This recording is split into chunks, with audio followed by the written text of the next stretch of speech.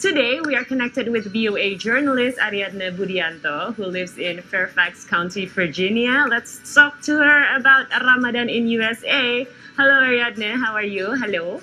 Hi. Hi, Shanna. can you hear How are us? you? And how are you, Paul? Good, thank you. Yes. Good afternoon, I want to say. Is it afternoon there? I assume it is. It's actually in the evening. Evening, and okay. It's actually 8 p.m. at night. Oh, so wow. I can't tell. There's so I much just light in your really house. fast. Okay. It's because I have lighting. Nice. Ariadne, can you share with us what Ramadan generally like in a Muslim, non-Muslim majority country like USA? Definitely, the vibe is totally different. As we are used to growing up in Indonesia, we are used to hearing azan 5 times a day, Right. and in between that, during Ramadan, we also hear people like reciting Quran and just praying, and it's very visible that almost no one is eating, but except for some places. But here, it's business as usual. So not only that we can't hear azan, except for certain cities like Detroit, Michigan, who just legalized the azan in public last year. But the nuance is very, very different. And especially in Indonesia, the fasting time is predictable almost every All year round, It's right. pretty much the same. Here, we have to follow the season. So right now, it's summer in the U.S.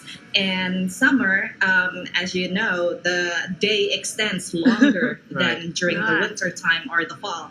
Yeah. So if you're fasting in the summer, it's going to be longer. Yeah, and I don't know exactly what the hours are there. I remember in the summers back where I grew up in Toronto, it would get bright early, just like in Indonesia, around 5:30 or 6, but it wouldn't get dark till about 9 or sometimes Wow. even 9:30 in the middle of summer. So if you're Yes, fasting, that is one yes. long day. So you need to fast for more than 14 That hours? is More.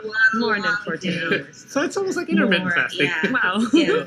Now, so basically, back in Toronto, I remember when I visited once to my parents while it was fasting month, Yeah. and I did see Muslims having to look for spots to pray because they weren't readily available. We were at a factory outlet one time, and I saw a family, a father and his 2 kids, Right. and they just found a spot. Obviously, it was totally fine with the mall security. They allowed them to, but it was really kind of, they had to find a makeshift spot, basically. What is it like over there for those practicing Muslims that have to look for? Is it difficult to find a mosque, or do they have to find certain areas that are more available to them at a certain given time if they are unable to find a mosque?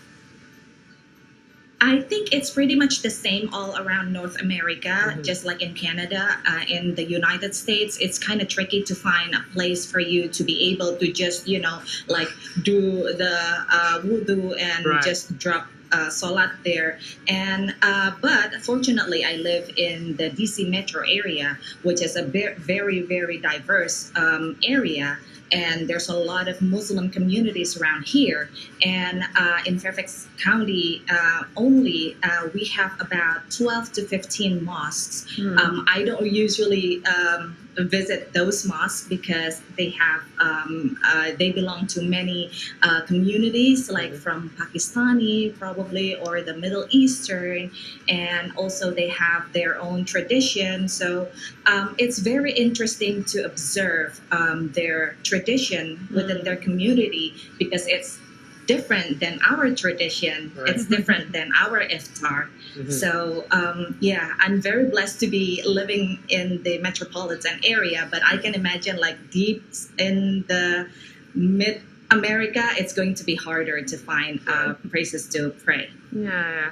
Okay. Ariadne, you have mentioned that the nuance is very different in DC compared to Indonesia. But what are the certain things that maybe you can find in Virginia that cannot be found in Indonesia?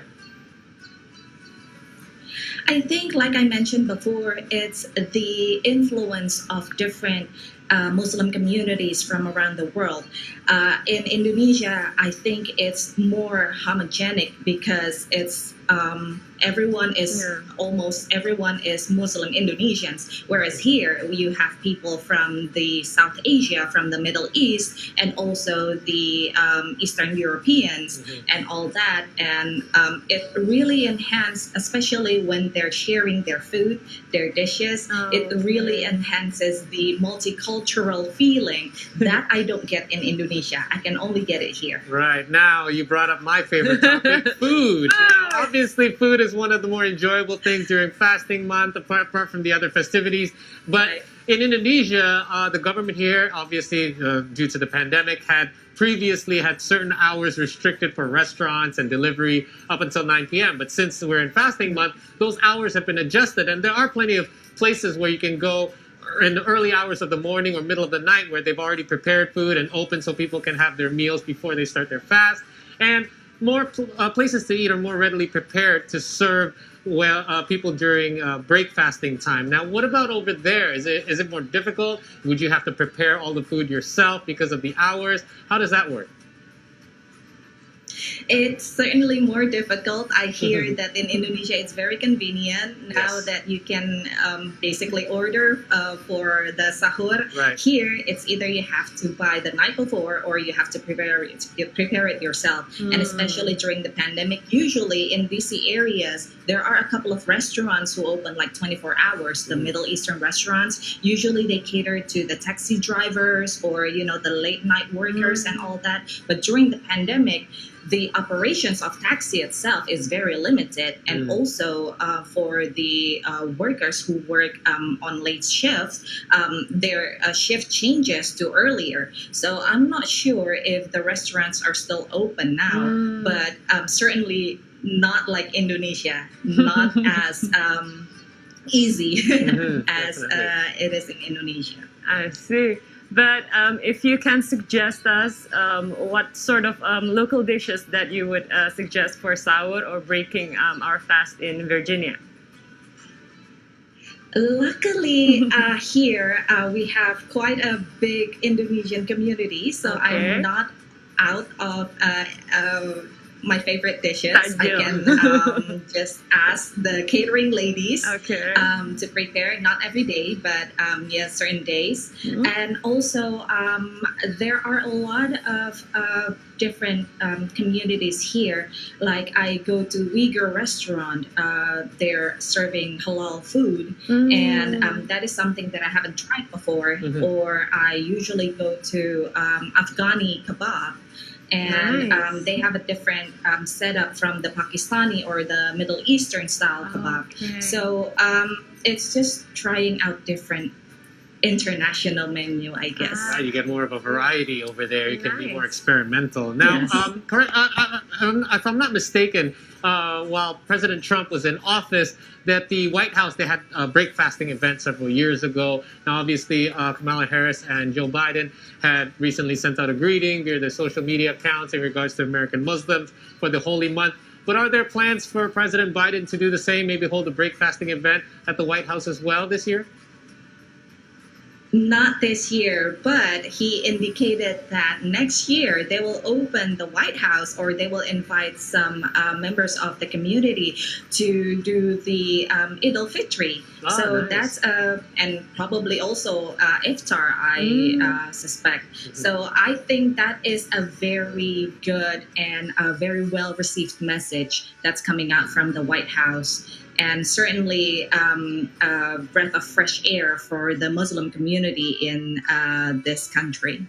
Okay, Ariadne, are there any changes on how Muslims are being treated now?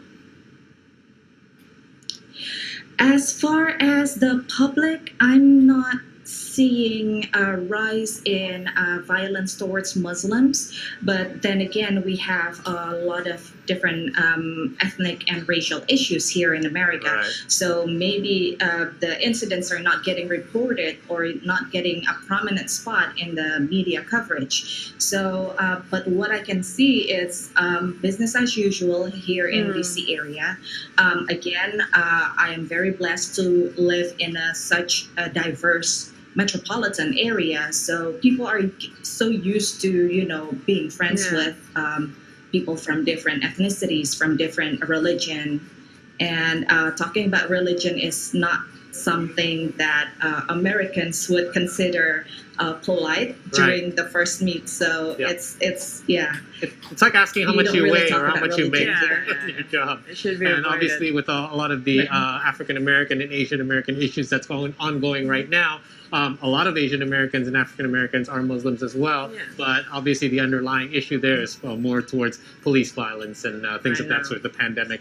We asked you earlier to maybe think of something, a most memorable Ramadan moment as an Indonesian journalist living in the United States. Have you thought of one? We'd like to hear it.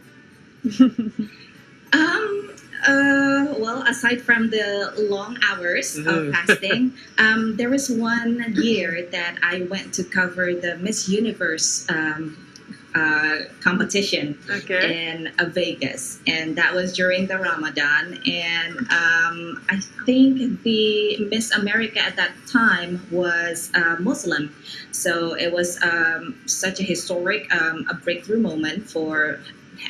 There is a Muslim Miss America, and I think that is one thing that I would remember the most. But of course, every year is different. We always have these gatherings at the ambassador's house, and it's always a very festive event where you can meet people from all around the DC area and also from different states. For me, so it's like a reunion.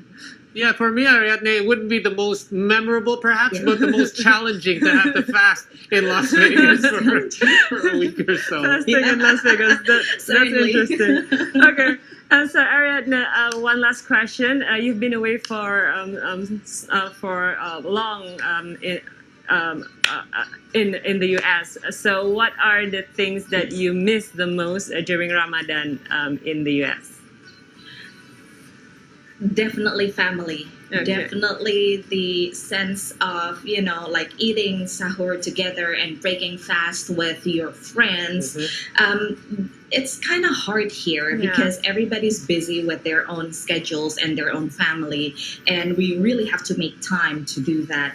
In Indonesia, we can just do it very easily, and there's always neighbors around. Here, you don't really have Muslim neighbors, so that's what I miss, the camaraderie.